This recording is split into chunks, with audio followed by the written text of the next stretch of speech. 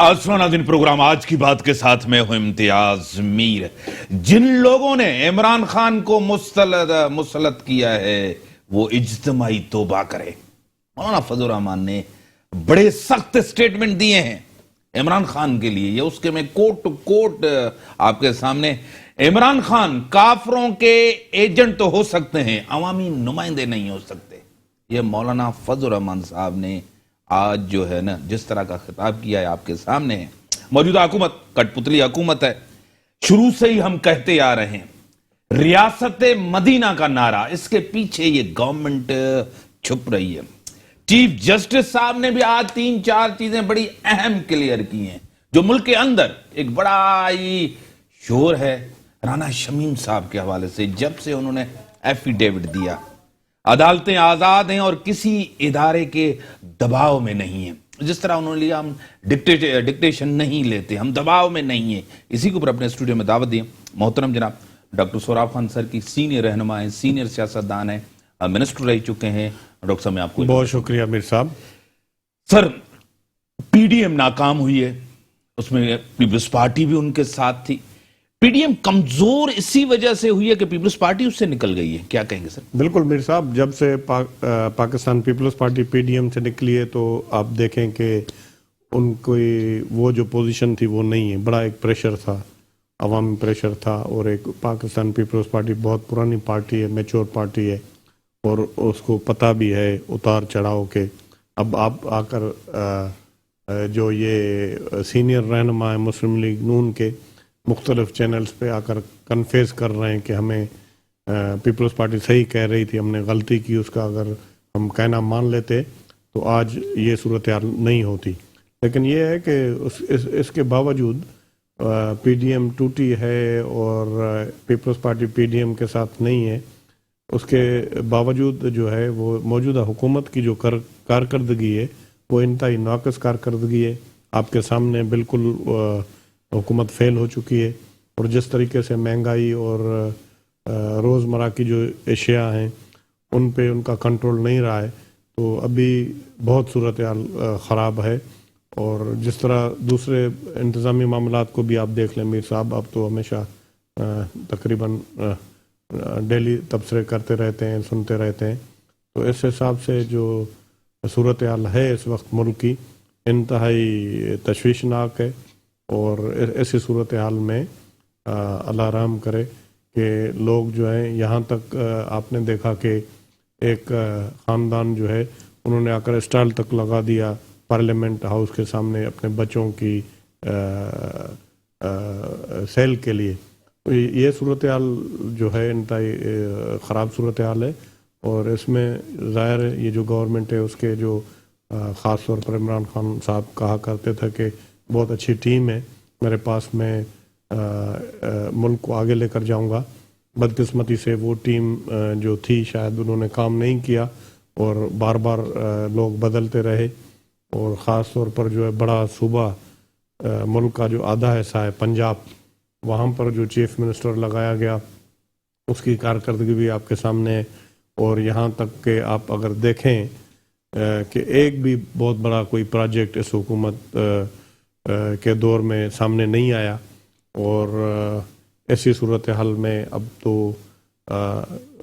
यही है कि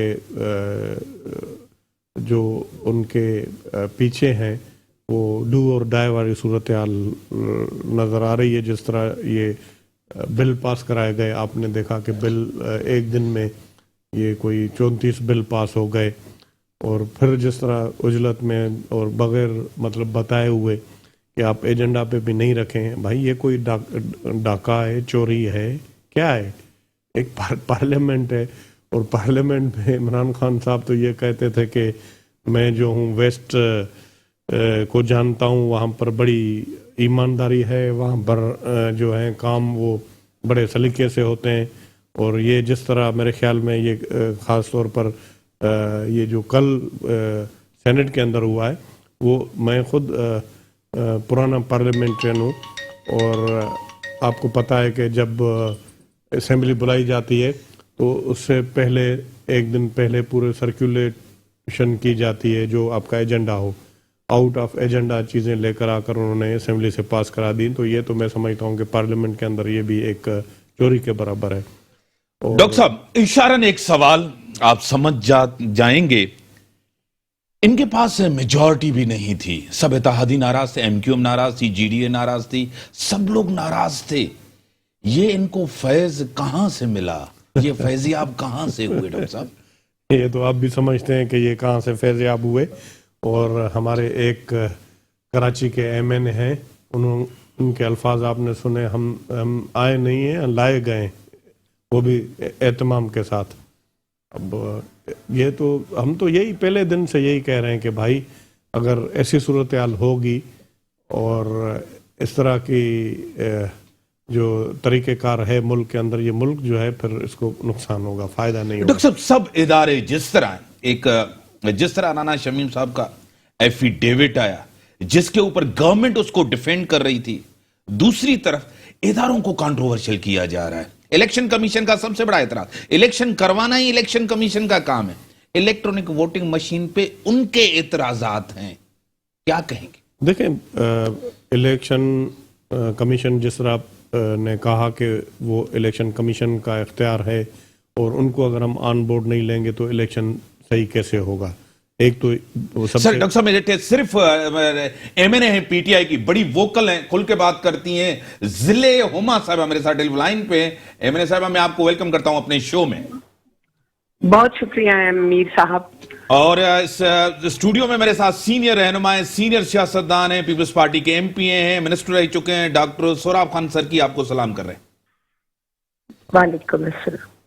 मुल्क के अंदर महंगाई है, बेरोजगारी है। आज जिस तरह चीफ जस्टिस साहब के स्टेटमेंट भी आपके सामने, मौलाना फजल रहमान ने भी बड़ी तनकीद की है कि गवर्नमेंट रियासत मदीना के नारे के पीछे छुप रही है, उसकी कारकर्दगी कुछ नहीं है, क्या कहेंगी?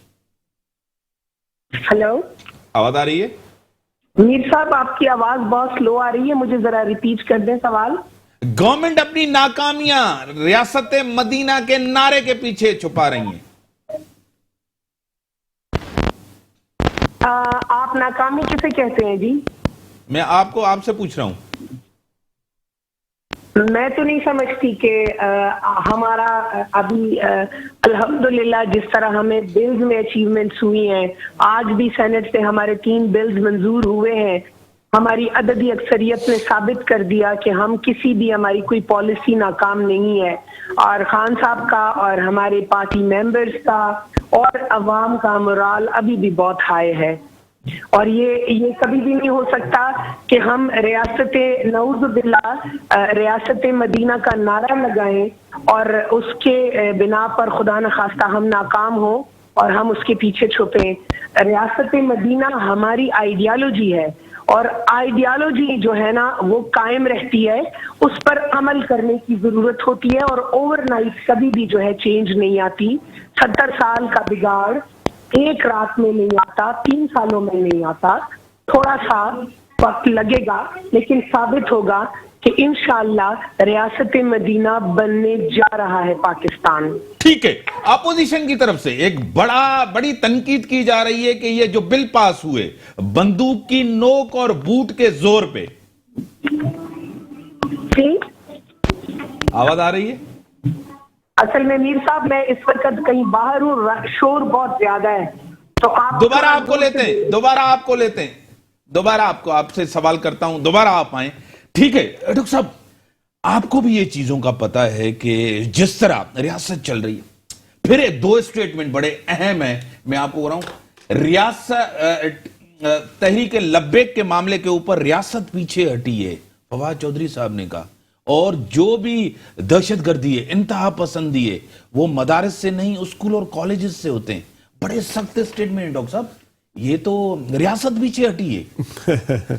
मेरे साहब, ये आप सुन रहे थे इनके बयानात मिनिस्टर साहबान के, और मैं तो ये कहता हूँ कि पता नहीं अब ये जो पहले बात करते हैं वो बात बाद में सुनते हैं या नहीं सुनते हैं।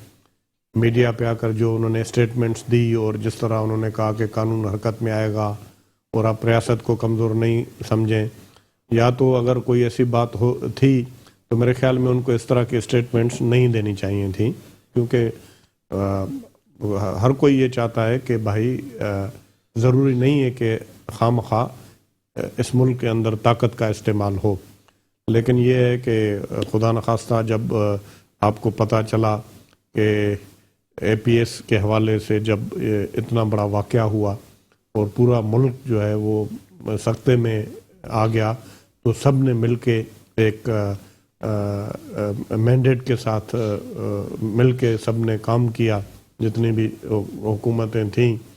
تو آپ نے دیکھا، اور رد الفساد کے حوالے سے میں بات کرتا ہوں تو ہم نے جو کہ مطلب بہت پاورفل تھے، لیکن ہماری اسٹیٹ نے ان کو شکست دی، اور ابھی آپ دیکھیں کہ وہ بالکل چھپتے پھر رہے ہیں اور ان کو چھپنے کے لیے جگہ نہیں مل رہی۔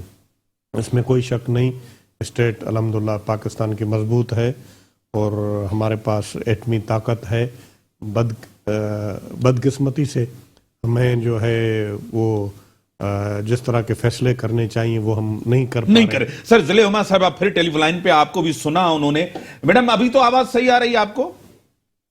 میں آپ کی آواز ٹھیک ہے، میں نے کہا تھا میں کسی ویڈنگ پہ آئی ہوئی ہوں، تھوڑا آخری جواب دے کے جائیں، آخری جواب دے کے جائیں پھر آپ جائیں۔ یہ جو آپ نے قانون سازی کرائی ہے، ایک تو آپ نے بندوق کی نوک اور بوٹ کے زور پہ کروائی، اپوزیشن کہہ رہی، کیا کہیں گے؟ دیکھیں میری بات سنیں، جب ہم اپوزیشن کی لاسٹ ویک ایک بل پہ کامیابی ہو گئی تھی تو انہوں نے کہا کہ حکومت فیل ہو گئی، عمران خان عددی اکثریت کھو چکے ہیں اور جی یہ تبدیلی مزید نہیں چل سکتی ہے وغیرہ وغیرہ وغیرہ۔ اب جب ہم نے ثابت کر دیا کہ جہاں ہم نے سٹینڈ لینا ہوتا ہے تو ہم وہاں ساتھ ہیں، خان صاحب کی سپورٹ پہ ہم سب اکٹھے ہیں، ہماری ایک ہی سوچ ہے، ایک ہی ارادہ ہے، اور کامیابی آپ نے دیکھ لی۔ اب جب ہم کامیاب ہو گئے ہیں تو کہتے ہیں بندوق کی نوک پہ اور بوٹ کے زور پہ، ایسا نہیں ہوتا، یہ میوچل انڈرسٹینڈنگ کے ساتھ ہوتا ہے۔ جہاں اصول کی بات ہے وہاں ہم سب کو اکٹھا پائیں گے آپ لوگ۔ بڑی مہربانی، آپ نے ٹائم دیا۔ ڈاکٹر صاحب ان سے سوال ایک کیا جاتا ہے، جواب دوسرا آتا ہے۔ ڈاکٹر صاحب اب میں نے سوال میر صاحب آپ بریک کا ٹائم ہو گیا ہے، میں آپ سے اس کے اوپر ڈسکس کرواؤں گا۔ یہ ان کے اپنے اسٹیٹمنٹ ہے، میں نے کوئی ایسی کوئی چیز ان سے نہیں کہی۔ بریک کا ٹائم ہو گیا، بریک کے بعد آتے ہیں، اور سخت سوالات تو ضرور ہوں گے، بریک کے بعد آتے ہیں۔ Welcome back. ڈاکٹر صاحب جس طرح آپ نے بھی تنقید کی، ایک سوال دوسرا جواب آ جاتا ہے۔ 3 سال کا عرصہ تقریباً گزر چکا ہے، 2 سال ہیں، 1 سال کے بعد الیکشن کی تیاری ہوتی ہے۔ یہ گورنمنٹ اپنا ٹرم پورا کرے یا ان ہاؤس تبدیلی ہو، کیا کہیں گے؟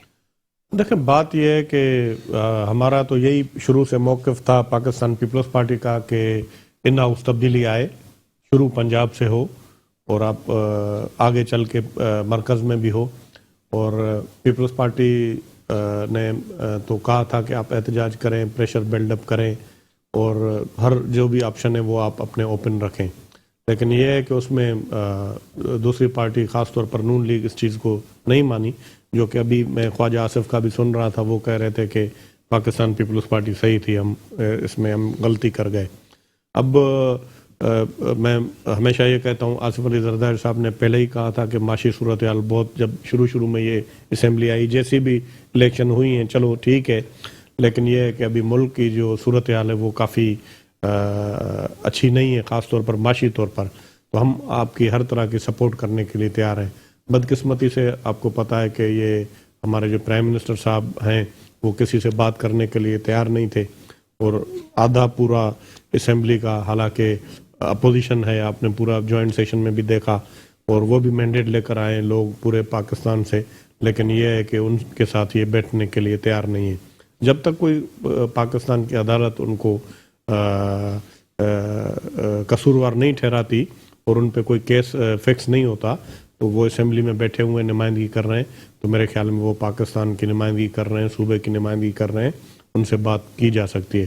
جب چیف آف آرمی اسٹاف آ کر خود بات کرتے ہیں، کوئی سینسیٹیو ایشو ہوتا ہے، ایون جو ہے ڈی جی ISI آ کر وہ بھی بیٹھتے ہیں، پرائم منسٹر جو ہے وہ بات کرنے کے لیے تیار نہیں ہوتے، آتے نہیں ہیں اس طرح کی میٹنگز میں۔ تو یہ سارا جو بحران ہوا ہے جس کی آپ بات کرتے ہیں، اس سب بحران کا ذمہ دار جو ہے موجودہ پرائم منسٹر ہے، اور اس نے کوئی کوئی بادشاہ تو نہیں ہے، آپ بھی سمجھتے ہیں یہ ایک ڈیموکریٹک سیٹ اپ ہے اور اس کے تحت یہاں پر حکومتیں قائم ہیں، اور جن جن لوگوں کو جہاں جہاں سے مینڈیٹ ملا ہے وہ اپنے حلقوں سے اور اسمبلی میں پورے صوبے کی، مرکز کی یا سینٹ میں پورے پاکستان کی سب نمائندگی کر رہے ہیں، اور ان کے مینڈیٹ کا احترام ہونا چاہیے، کسی چیز میں کنسلٹیشن نہیں کرتے ہیں۔ اب نیب کے چیئرمین کے حوالے سے آپ دیکھیں، ایک آئین کے اندر ایک چیز ڈلی ہوئی تھی لیکن انہوں نے اس کو ایکسٹینشن دے دی اور اس کو اتنا کنٹراورشل بنا دیا کہ کسی زمانے میں جس طرح یہاں پر جام صادق حکومت کرتے تھے سندھ میں، پاکستان میں ایک اور نیا ایسے محسوس ہو رہا ہے کہ جام صادق آ کر بیٹھ گیا، اور جب جام صادق صاحب انتقال فرما گئے تو آپ نے دیکھا کہ پھر کیا ان کے ساتھ صورتحال ہوئی، تو پھر پاکستان پیپلز پارٹی کس طرح صوبے میں اس نے الیکشن جیتی۔ باقی ڈنڈے کے زور پر تو آپ کو پتہ ہے کہ وہ سب کچھ ہو سکتا ہے۔ اصل تو حکمرانی یہ ہے کہ آدمی دلوں پر راج کرے، اور پی ٹی آئی خاص طور پر اس نے ایک نیا نعرہ دیا تھا تبدیلی کا، اور لوگ جو ہے خاص طور پر جو ایلیٹ کلاس ہے، میں ان سے مخاطب ہوں، انہوں نے بہت ہی بڑا ان کو مینڈیٹ دیا، اور ان کو اتنا مینڈیٹ دیا جس طرح میں یہ سمجھتا ہوں کہ اس طرح سپورٹ کی پڑھے لکھے لوگوں نے، جس طرح محترمہ بینظیر بھٹو صاحبہ کی سپورٹ کی تھی 88 میں، جس طرح شہید ذوالفقار علی بھٹو کی سپورٹ کی تھی پاکستان کے لوگوں نے 70 میں، اسی طرح پورے تو پاکستان نہیں، خاص طور پر پڑھے لکھے طبقے نے یہ سمجھا کہ یہ پتہ نہیں کیا کر دے گا، عمران خان آئے گا، لیکن میں یہ دیکھ رہا ہوں، میں خود ایک پڑھا لکھا ہوں، میں دیکھ رہا ہوں کہ اس نے پورے ملک کو تباہ کر دیا۔ میرے ساتھ ٹیلی فون لائن پہ ہیں سینئر رہنما ہیں، سینئر سیاستدان ہیں، ایم پی اے رہ چکے ہیں، منسٹر رہ چکے ہیں، جی ڈی اے فنکشنلی کے انفارمیشن سیکریٹری ہیں، جنرل سیکریٹری ہیں، سردار رحیم صاحب۔ سردار رحیم صاحب، میں آپ کو ویلکم کرتا ہوں اپنے شو میں۔ جی السلام علیکم میر صاحب۔ محترم جناب ڈاکٹر سہراب خان سر کی سینئر رہنما، سینئر سیاستدان، ایم پی اے، سابق منسٹر رہ چکے ہیں، وہ بھی آپ کو سلام کر رہے ہیں۔ جی السلام علیکم۔ وعلیکم السلام۔ السلام علیکم سردار صاحب، کچھ دن پہلے آپ نے کہا تھا کہ پی ٹی آئی سے لا تعلقی کا اعلان کیا تھا، آپ نے کیا تھا یا نہیں کیا تھا؟ نہیں، وہ کوئی غلط فہمی کی بنیاد پہ غلط خبر انہوں نے نشر کر دی تھی۔ سب ٹی وی چینلز میرے سے کافی نے یہ سوال کیا تھا کہ پی ٹی آئی کے ساتھ آپ کے تعلقات جو ہیں وہ کیسے ہیں، اور وفاق میں آپ کیوں ہیں کہ پی ٹی آئی جب اتنا غلط کام کر رہی ہے۔ تو میں نے کہا تھا کہ جب اگر ایسا کبھی کوئی موقع آیا کہ عوام کے مفادات اور وفاق میں اشتراک میں سے کسی ایک کو چننا ہو تو ہم عوام کے ساتھ کھڑے ہوں گے۔ میں نے یہ نہیں کہا کہ ہم نے لا تعلقی کا وہ کر دیا، اعلان کر دیا۔ سر ٹھیک ہے، فیئر انف۔ سر دوسرا سوال کروں؟ جی سر، یہ حکومت ناکام ہے، ڈیلیور کرنے میں ناکام گئی ہے، ریلیف دینے میں ناکام گئی ہے 3 سال میں۔ سر دیکھیں، کسی بھی حکومت کو پرکھنے کا جو پیمانہ ہے وہ یہ کہ عوام کو کیا ریلیف ملا اور عوام کی زندگیوں میں کون سی بہتری آئی ہے۔ میں یہ سمجھتا ہوں کہ یہ کہنا کہ ناکام ہے شاید بالکل 100% درست نہ ہو، لیکن یقیناً یہ کہہ سکتے ہیں آپ کہ اس حکومت کی ترجیحات جو ہیں وہ شاید درست نہیں ہیں۔ بجائے معیشت کو ٹھیک کرنے کے، بجائے نوکریاں کے مواقع فراہم کرنے کے، یہ حکومت درپے ہے کہ لوگوں کو جو چھت ہے ان کی وہ بھی ختم کی جائے، ناجائز تجاوزات کے نام پر، اور لوگوں کا روزگار دیا جائے۔ تو میں سمجھتا ہوں کہ پہلے آپ معیشت کو تو ٹھیک کریں، پھر ناجائز تجاوزات پہ بھی یقیناً جو قانونی کارروائی کریں۔ لیکن لگتا ہے یوں ہے کہ شاید معیشت درست نہیں ہو رہی ہے، اور ان میں 100% ان کا یہ ذمہ دار نہیں ہے، کیونکہ پچھلی حکومتوں نے جس طرح سے بگاڑ پیدا کیا ہے، معیشت تو تباہ ہونی تھی اور تباہ آج ہے۔ تو آئی ایم ایف سے پیسے جب آپ لیں گے تو آئی ایم ایف اپنی شرائط رکھے گی، اور جب آئی ایم ایف کے چنگل میں آپ آ جائیں گے تو پھر آئی ایم ایف آپ کو ڈکٹیٹ کرے گی کہ یہ آپ سبسڈی ختم کر دیں۔ جب آپ سبسڈی ختم کریں گے تو مہنگائی بڑھے گی، پھر لوگ چیخیں گے کہ مہنگائی بڑھ گئی ہے۔ تو ان کی ترجیحات ٹھیک نہیں ہے۔ میں سمجھتا ہوں کہ ایڈوائزروں کو دوبارہ سے ان کو عمران خان کو ری وزٹ کرنا چاہیے کہ ان کے جو بہتر ایڈوائزر لائے تاکہ معیشت کو درست کرنے کے لیے جو ہے کوئی کارروائی کی جائے۔ ٹیلی فون لائن پہ رہے سردار صاحب. ڈاکٹر صاحب, سردار صاحب بڑے سمارٹ ہیں, انہوں نے تھوڑا سا کور کیا ہے اس کو. معیشت بہتر نہیں ہے, پرائرٹیز نہیں ہے, ترجیحات نہیں ہے, تھوڑا سا انہوں نے بچایا ہے اپنے اتحادیوں کو, تھوڑا سا کوشش کی ہے. سردار صاحب میرے پرانے کولیگ ساتھ بھی رہے ہیں میرے اسمبلی میں, پرانے دوست ہیں میرے, بہت پرانے, تقریباً میرے خیال میں 30 سال پرانے دوست ہیں, اور یہ بات بالکل حق اور سچ کی بات کرتے ہیں, کوئی بھی ہو جب بھی ہو. اور انہوں نے اب بھی بات جو کی ہے بالکل واضح کی ہے. انہوں نے کہا جس چیز کی ڈائریکشن ہی صحیح نہیں ہو تو وہ اس کو کیا کہہ سکتے ہیں, ایک بات. دوسرا یہ دیکھیں, اور ابھی کافی ٹائم سے یہ مسئلہ آ رہا تھا گیس کا. ہم نے کبھی بھی, سردار صاحب ہیں یہاں پر, سن رہے ہوں گے میری بات, کراچی کے اندر ہم نے کبھی بھی بچپن سے کبھی یہ نہیں سنا کہ گیس کی لوڈ شیڈنگ ہوئی ہو.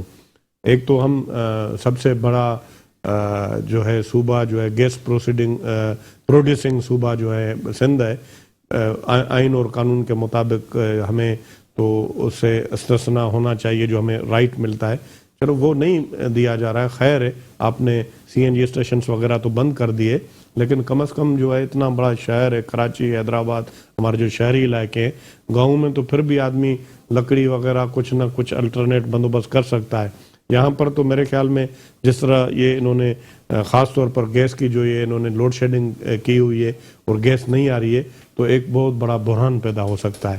اور میں دیکھتا ہوں سردار صاحب کو جب بھی کوئی ایسے ایشو آتے ہیں عوامی, تو جے ڈی اے میں ہوتے ہوئے یہ اپنی بلنڈ بات کرتے ہیں, سیدھی بات کرتے ہیں, اور حکومت کو بھی پروٹیکٹ نہیں کرتے ہیں.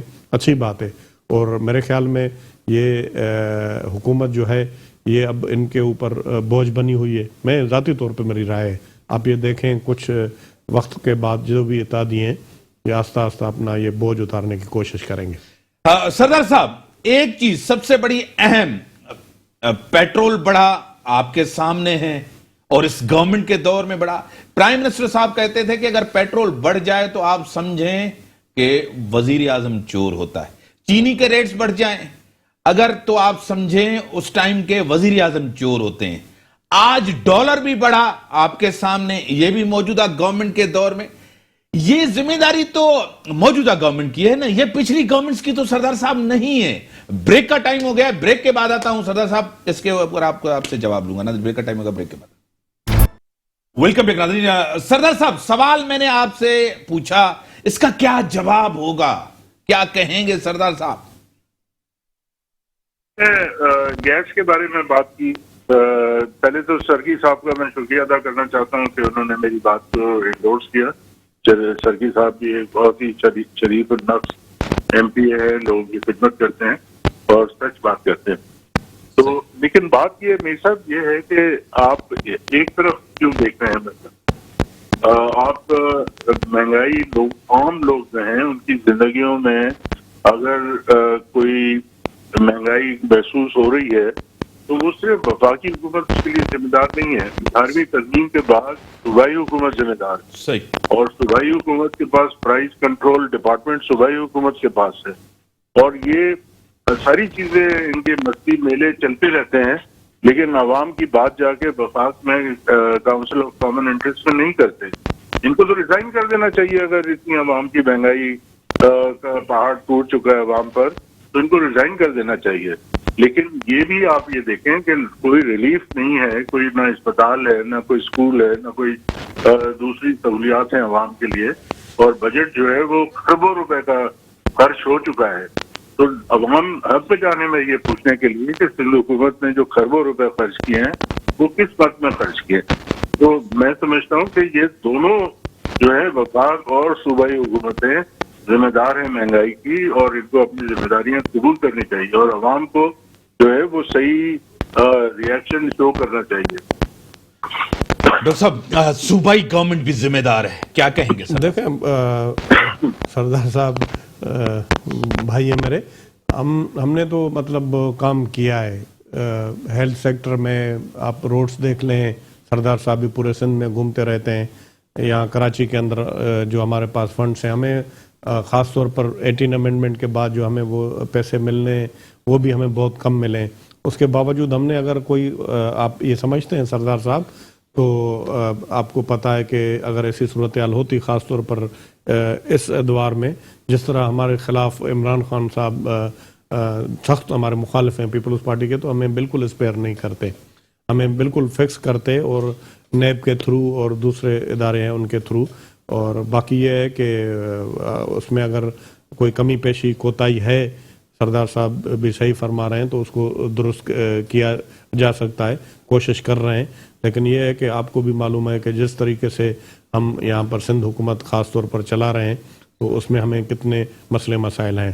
باقی بالکل یہ کہہ دینا، یہ تو سردار صاحب کو خود اندازہ بھی ہوگا کہ اب اگر خدا نخواستہ جو چیزیں مارکیٹ میں مہنگی مل رہی ہیں، اور خاص طور پر روزمرہ کی اشیاء ہیں، وہ پرائز کنٹرول بالکل 100% سندھ گورنمنٹ کی ذمہ داری ہے. لیکن وہاں پر جب وہ افسران جاتے ہیں تو وہ کہتے ہیں کہ آگے سے ہمیں اتنی مہنگی ملتی ہے تو ہم سستی کس طرح بھیجیں. تو یہ پھر مجبوراً آپ کو پتہ ہے کہ یہ پھر کمشنر اور یہ افسران نوٹس لیتے ہیں، پھر میٹنگ کرتے ہیں، پھر اس کا وہ کرتے ہیں، اسیسمنٹ کرتے ہیں. اسیسمنٹ کے بعد پتہ چلتا ہے کہ فیڈرل گورنمنٹ جو ہے نا، وہ کچھ بھی ہو، جتنا بھی کہیں کہ عام طور پر ابھی 18 امینڈمنٹ کے بعد یہ کہا جا رہا ہے کہ خدا نخواستہ کوئی سندھ گورنمنٹ جو ہے کوئی ایک علیحدہ کوئی ریاست ہے، نہیں، کوئی بالکل نہیں ہے علیحدہ ریاست، وہ پاکستان گورنمنٹ کے انڈر کنٹرول میں آتی ہے. اور ابھی یہ دیکھیں، آج انہوں نے آج یا کل 1.5% جو ہے وہ سود بڑھا دیا. جتنے بھی ہیں بزنس مین وہ چیخ رہے تھے، کہہ رہے تھے اس کا بڑا خراب امپیکٹ آئے گا. تو یہ ساری جو پالیسیز ہوتی ہیں، خاص طور پر میں جو سمجھتا ہوں، میری جو ناقص سمجھ ہے، وہ فیڈرل گورنمنٹ کی طرف سے امپیکٹ آتا ہے صوبوں کی طرف. اگر پرائز کنٹرول والے جو ہے وہ صحیح جا کر اس کو چیک نہیں کرتے ہیں، تو بالکل ہماری یہ ذمہ داری ہمیں کرنا چاہیے، جہاں جہاں پر ہے وہاں پر کرنا چاہیے. جو اس کے منسٹر ذمہ دار ہیں اور چیف منسٹر، بالکل ان کو ذمہ داری لینی چاہیے، اور ہم حتی الامکان یہ کوشش کر بھی ٹھیک. سردار صاحب، پوائنٹ آف ویو ڈاکٹر صاحب کا آ گیا. آج پھر فیڈرل گورنمنٹ کہہ رہی ہے، اس کے منسٹر بڑے ایکٹیو ہیں، فواد چودھری صاحب کہہ رہے ہیں 6 مہینے کے اندر مہنگائی کم ہو جائے گی. آپ ایگری کرتے ہیں؟ آپ بھی بزنس مین بھی ہیں، کاروباری شخصیت بھی ہیں. استعمال نہیں کرنا زیادہ مسئلوں کا یہ رہتی ہے، لیکن جو بات اصل میں ہے، جو سرکی صاحب بات کر رہے ہیں، اس کو میں تھوڑا سا شروع میں آواز نہیں آ رہی تھی لیکن بعد میں آئی ہے. لیکن صرف پرائز کنٹرول ڈپارٹمنٹ نہیں ہے یہاں پر، جو معاملہ ہے وہ منیمم ویجز کا بھی ہے. ٹھیک ہے، اگر مہنگائی تو ایک انٹرنیشنل فینومینن ہے، امریکہ میں بھی مہنگائی ہوتی ہے، یو کے میں بھی مہنگائی ہوتی ہے، سنگاپور میں بھی مہنگائی ہوتی ہے، ہر دنیا میں ہر جگہ مہنگائی ہوتی ہے. پرائسز نیچے نہیں جاتی ہیں، اوپر جاتی ہیں، انفلیشن جو ہے بڑھتا رہتا ہے. لیکن اس کو ایڈجسٹ کیسے کرتے ہیں؟ اس کو جو ہے منیمم ویج کے ذریعے سے کرتے ہیں کہ جو تنخواہ دار ہیں وہ افورڈ کر سکیں، ان کی زندگیاں چل سکیں. تو یہاں 25,000 روپے رکھی ہیں منیمم ویج. آپ مجھے بتائیں کہ کس ادارے میں 25,000 ملتے ہیں لوگوں کو؟ غریب کو 25,000 کیسے وہ اگر نہیں ملے گا، اور وہ کس بنیاد پہ 25,000 رکھیں یہ ہمیں نہیں پتا. میں لیبر ڈپارٹمنٹ میرے پاس تھا، وہ جب وہ آئی منیمم ویج کا وقت آیا تو میں نے کہا کہ منیمم ویج جو ہے کیا رکھیں؟ تو انہوں نے کہا صاحب یہ ہم نے کیلکولیشن کیے، اتنے رکھیں 1,800 روپے. میں نے کہا 1,800 کس طرح سے آپ آئے؟ انہوں نے کہا ہم نے 10% بڑھا دیا ہے جو پچھلے سال کا.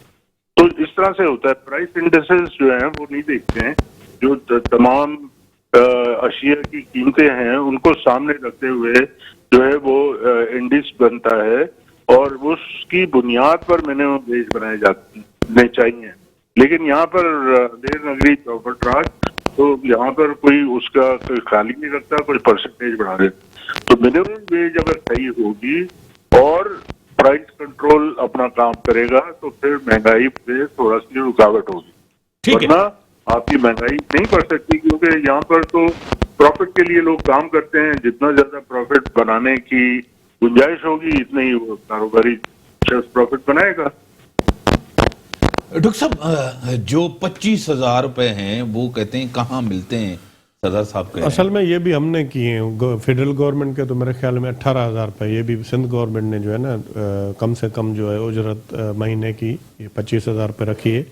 اور بالکل صحیح فرما رہے ہیں، یہ تو گراؤنڈ ریئلٹیز ہیں. سردار صاحب صحیح کہہ رہے ہیں کہ ہو سکتا ہے کہ گورنمنٹ کے اداروں میں اس پہ عمل ہوتا ہو، प्राइवेट सेक्टर में जो लोग काम करते हैं शायद उस पर नहीं होता है, और उसमें जो भी गवर्नमेंट हैं पूरे पाकिस्तान में उनको एक्टिवली काम करना चाहिए। बहुत सारी कोताहियाँ हैं। अगर मैं बैठ के यहाँ पर ये कहूँ कि सब दुरुस्त है तो ये लोग भी पूरी दुनिया में सुनते हैं, उसमें ज़रूर कोताहियाँ हैं और उनको एड्रेस करने की ज़रूरत है। बड़ी मेहरबानी मोहतरम जनाब डॉक्टर सोराब खान सर की, सीनियर रहनुमा, सीनियर सियासतदान, MPA। सरदार साहब आपकी बड़ी मेहरबानी, आप GDA से थे, फंक्शनल लीग से आप थे, आपकी बड़ी मेहरबानी। मुल्क के अंदर हालात आपके सामने, महंगाई, बेरोजगारी, सूबों की जिम्मेदारी कितनी है वो अदा नहीं कर रहे, और इमरान खान साहब 3 साल का अरसा आपके सामने, मैशियत, गुर्बत, महंगाई आपके सामने। इसी के साथ दीजिए इजाज़त, अल्लाह हाफिज़।